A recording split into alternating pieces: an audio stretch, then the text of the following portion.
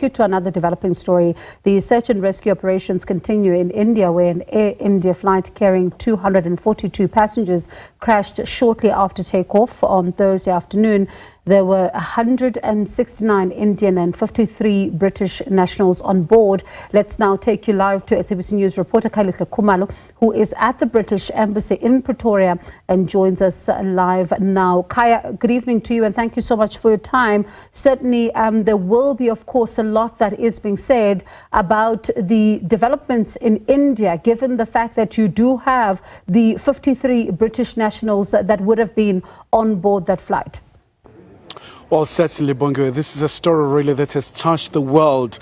A tragedy really in India with so many nationalities. And of course, we've seen reaction from the British Prime Minister, Keir Starmer, really talking about this really terrible tragedy. But also, we've seen also the Indian Prime Minister, Narendra Modi. But let's hear now from the High Commissioner here in Pretoria. A very somber occasion, High Commissioner. We know that over 50 British nationals were on board.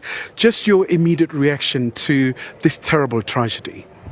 Well, as you say, it is a terrible tragedy. You know, Indian nationals, British nationals, Portuguese, Canadian, both on the flight and on the ground. So, you know, this is an emerging story. His Majesty the King put out a statement earlier on expressing his condolences on behalf of himself and his wife, paying tribute as well to the emergency services, but also expressing his deep condolences to the families of everyone affected. And I would imagine, High Commissioner, now we're going to wait for the investigation and all sorts of things. But quite a very important occasion here as you celebrate marking the birthday for the King Charles III. We know that United Kingdom is a very important partner of South Africa. We saw your Foreign Affairs Minister here really just during the Foreign Affairs Minister, you know, the G20 leg, showing the very formidable partnership between these two nations.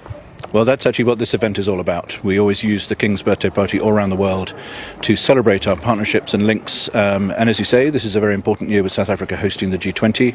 But again, I'll be noting later on that since His Majesty hosted President Ramaphosa in London in November 22, we've been honoured to welcome His Royal Highness the Duke of Edinburgh here to Johannesburg in January 2024. We had Prince William in Cape Town in November last year, and then Princess Anne in Cape Town in January this year. I think that really reflects both the King's own personal commitment to the relationship with South Africa, but also the royal family's deep commitment to building enduring links for the future.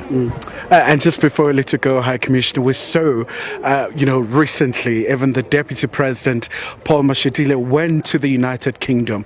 We know that for South Africa, it's quite key to maintain these partnerships, to create the jobs, to make sure that we tackle these challenges, especially given the very harsh global environment that we find ourselves in. Absolutely. You know, since the GNU came into office in the middle of last year and the Labour government came into office in the UK in July last year, we have two governments absolutely committed to creating growth, creating economic opportunity, dealing with unemployment, dealing with inequality. And whether that's in the field of growth or climate or health or gender-based violence, we are absolutely committed to delivering peace, prosperity and security for the people of both countries. And before we let you go, High Commissioner, once again looking at the theme of the birthday for the King Charles III, we know that he cares about climate change, conservation, but any particular themes, surprises this year in terms of really just marking this particular milestone? I think I'm afraid you've spoiled the question by including the answers in them. I mean, His Majesty is deeply committed to those causes, but he's also deeply committed to things like youth engagement through the Commonwealth, and I think those are the types of themes we'll be talking about this evening as we celebrate his official birthday. All right, High Commissioner Phillipson, thank you so much indeed for your time, sir. So, Bongo, of course, that's a very main issue, but of course, on the sidelines of these events, obviously the major story, those developments in India, and of course, it's been quite an outpouring of condolences from far and wide, and a lot of people reacting to this particular story. So with that, back to you in Johannesburg. Thank you very much, Khayelihle Khumalo. My colleague there getting us reaction on the developments in India, that plane crashed there.